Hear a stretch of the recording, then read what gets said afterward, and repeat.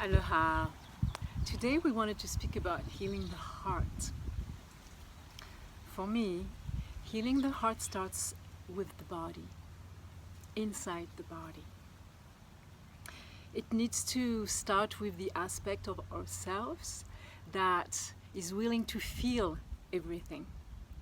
The pain, the grief, the anger, the rage, the forgiveness, the passion,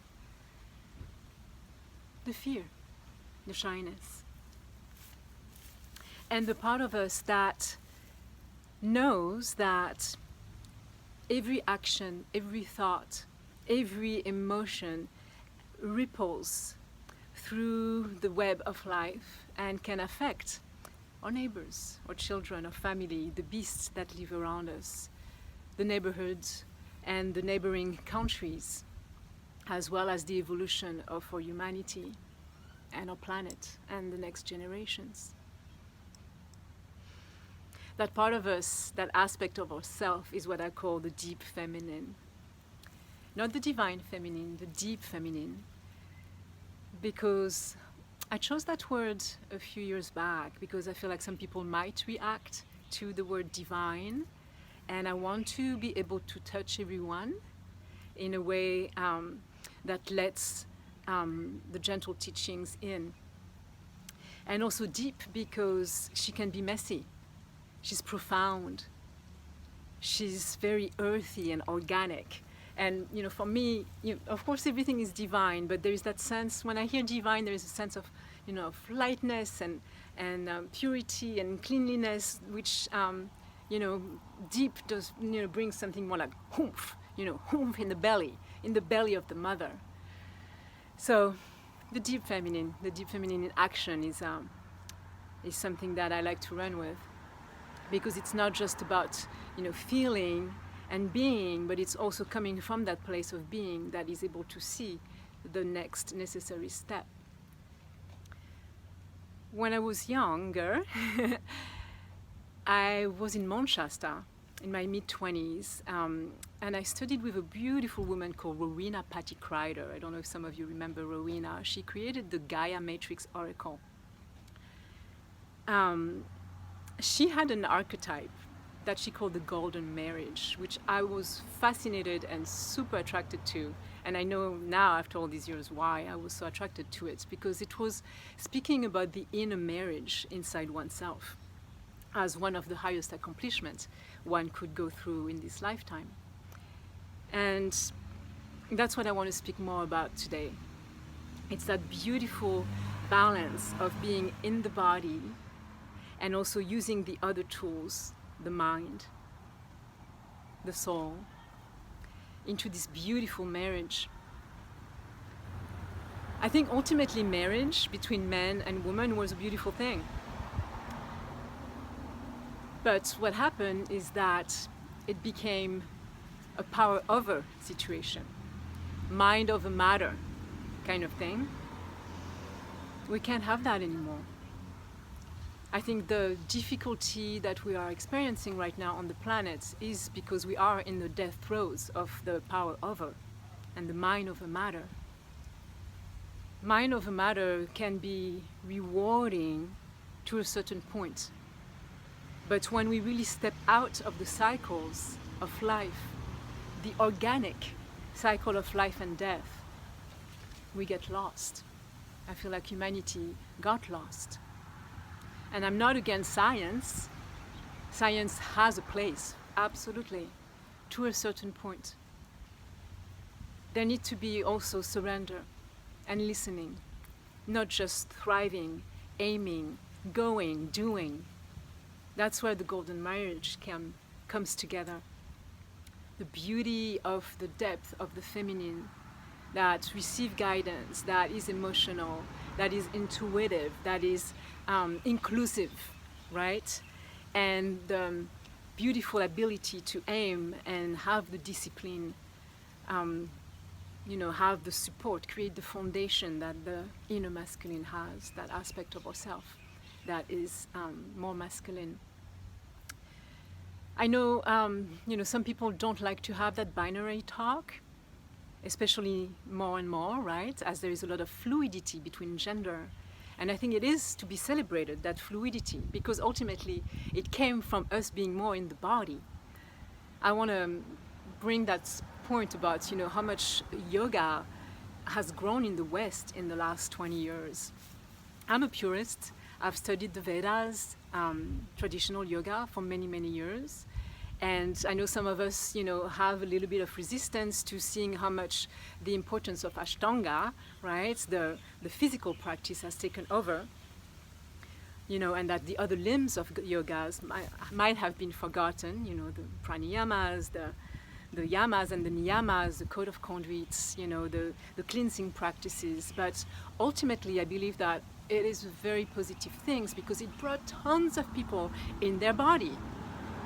And from that place of the body, you are able to bring that mindful awareness and figure out, what are you feeling, right? What are you feeling? Are you contracting? Are you open? Are you coming from a place of ego, inflamed ego? So again, it's an inclusion, it's a marriage of bringing the sense of the feeling, of the juiciness of the body with the awareness of the mind. And the more we have, been able to settle, and especially the new generation, inside the body, the more there's been that sense of fluidity around gender. I celebrate that. And I would like to really honor that there is an aspect of self, and an aspect of the world, and an aspect of the planet, of humanity that is feminine, and an aspect of the humanity that is masculine. I deeply believe that. And I believe that that place of equilibrium is what we are on the brink of. I feel like we're being called to find the truth on all levels so that the feminine, the deep feminine, can be honored as she must, as she hasn't been. And I'm not talking only by patriarchy, the male bodies. I'm speaking, to the woman as well. I was a very masculine woman.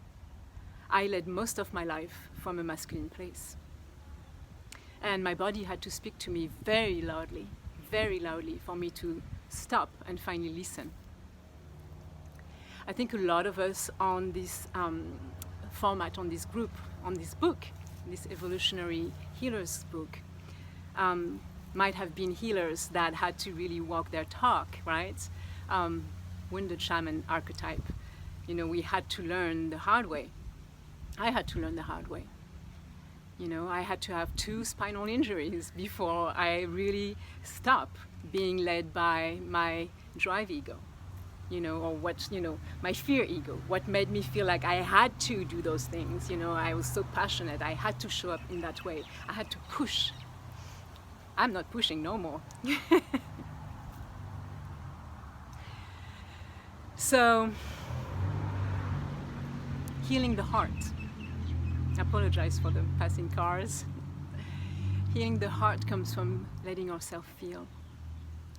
Feel the grief, feel the waves. Feel what I call our oceanic inner wave. We need to learn to mourn. We need to learn to let go. Only when we let go and trust and surrender can the inner wave take us to the other shore, the shore of bliss, the shore of surrender, the shore of wholeness, the shore of wellness. You can't get to the shore of wellness going like, yeah. No. And when we are able to really release into the oceanic inner wave, it can become a breeze. To let the heart open, to cry the tears, to acknowledge what has been lost. It doesn't have to take ages.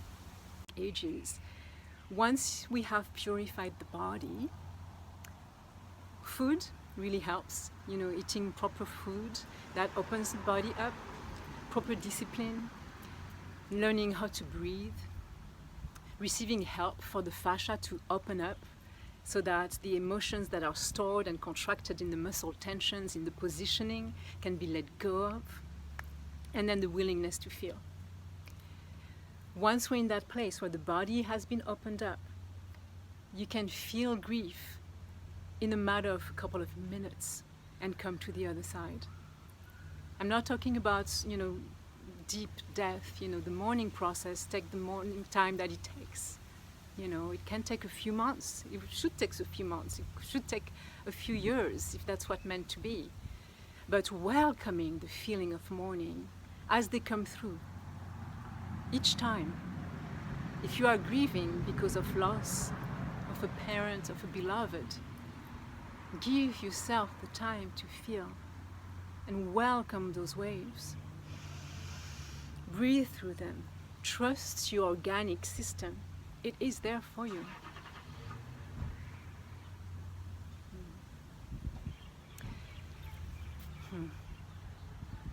I think it's going to be what it is for today. And I look forward to speaking with you very soon. Aloha.